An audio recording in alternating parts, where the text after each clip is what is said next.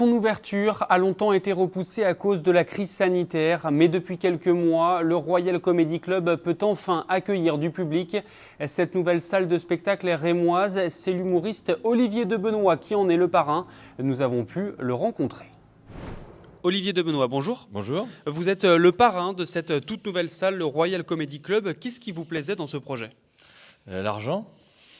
Non, ce qui me plaisait, c'est je connais bien David Hardy, qui est un type formidable, et je suis rémois. Et ça me paraissait assez logique.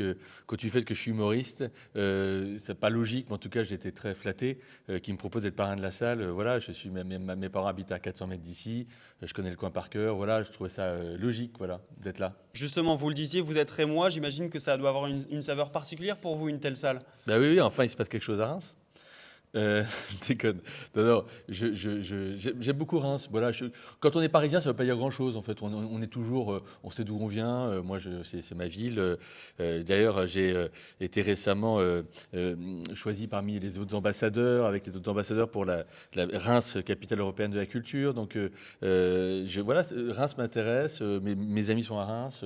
Voilà, donc c'est une logique. Et puis, je trouvais que c'est un lieu qui manquait à Reims. La salle est superbe. La programmation va être dingue parce que comme c'est tout près de Paris, tous les artistes vont vouloir venir faire l'aller-retour éventuellement, ou en tout cas ils savent que c'est tout proche, que la ville est sympa, etc. Donc ça va permettre aussi d'avoir beaucoup d'artistes de premier plan, de les voir parce que c'est souvent là où on teste ces spectacles, donc c'est généreux, on voit l'artiste tout près, à la fin il vient poser des questions, il doute. Un artiste qui doute, c'est un artiste qui est sympa parce qu'il a une fragilité. Donc ça c'est là où les artistes sont les meilleurs. Il y a à peu près une centaine de places. À vos débuts, ça vous aurait plu de jouer devant 100 personnes ? Il y aurait eu beaucoup de sièges libres parce qu'à l'époque, un premier rang aurait suffi.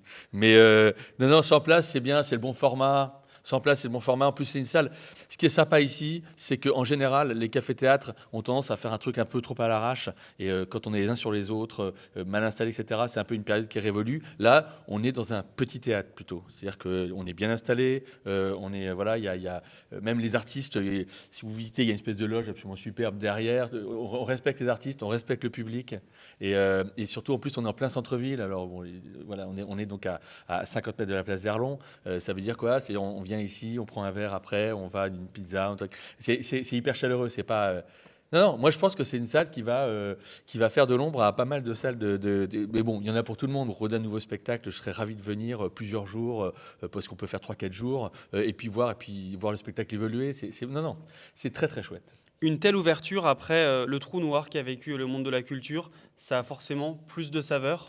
C'est super sympa parce que c'est vrai que le spectacle, ce que je dis aux gens, c'est sympa Netflix, c'est sympa les plateformes, c'est sympa de se coucher à 9h devant son écran et de regarder des séries, mais c'est pas la vie en fait. Le spectacle vivant, pourquoi on l'appelle spectacle vivant ? Parce que c'est vivant et tant que nous sommes vivants, on a besoin de vivre, de communier, etc. Donc voilà, ça a été une parenthèse, on se plaint pas parce qu'il y a des gens qui sont beaucoup plus malheureux que les artistes qui n'ont pas pu jouer pendant quelques mois.